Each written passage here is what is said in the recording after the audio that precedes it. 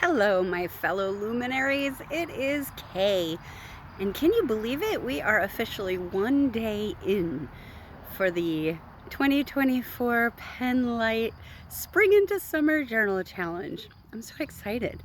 I am standing out here in front of my climbing hydrangea pergola.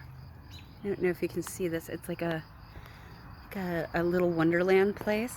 The thing is enormous.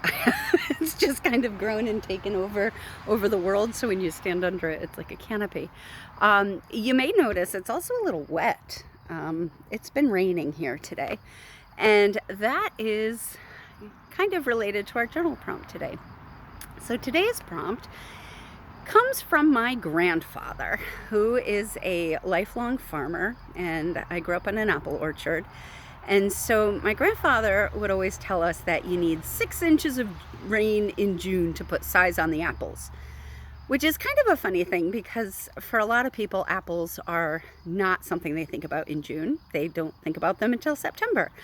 But my grandfather knew that growing the apples actually starts way back in June, when not getting enough rain will mean that they just won't get big and they'll taste yucky, and they'll be teeny tiny little things instead of the nice big, like fist-sized Cortland apples that I love to nosh on. So today I wanted to think about that and say, what kind of rain has come into your life that at the time you might not have been too thrilled about, but in the end it ended up producing a bumper crop for you? And so when I sat down to think about this, of course my divorce and situations with my kids being abused was one, like, that was a really big one that came up for me.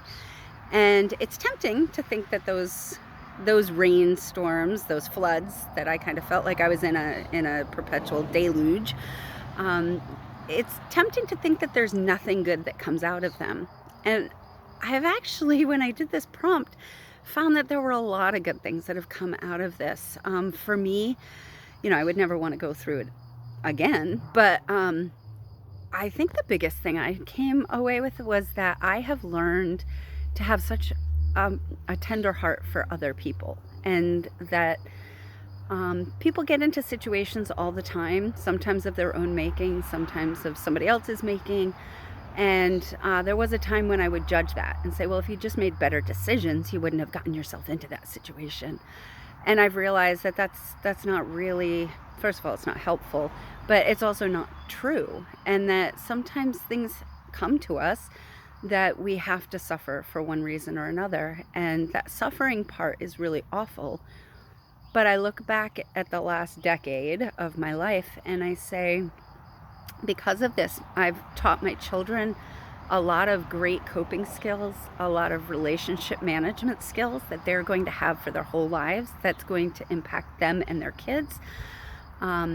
I, as I said, have a much tenderer heart to other people, and a desire to take my experience and use it so that other people either can get out of their unsafe, unhealthy places quicker, or not get in them in the first place.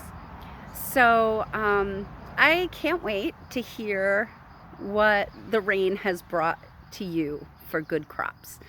You know how to do this. Don't forget, you're going to like this post. You're going to write for 5 minutes. Just limit yourself to that, especially if it's a challenging post, because the 5 minutes will keep you from getting too overwhelmed.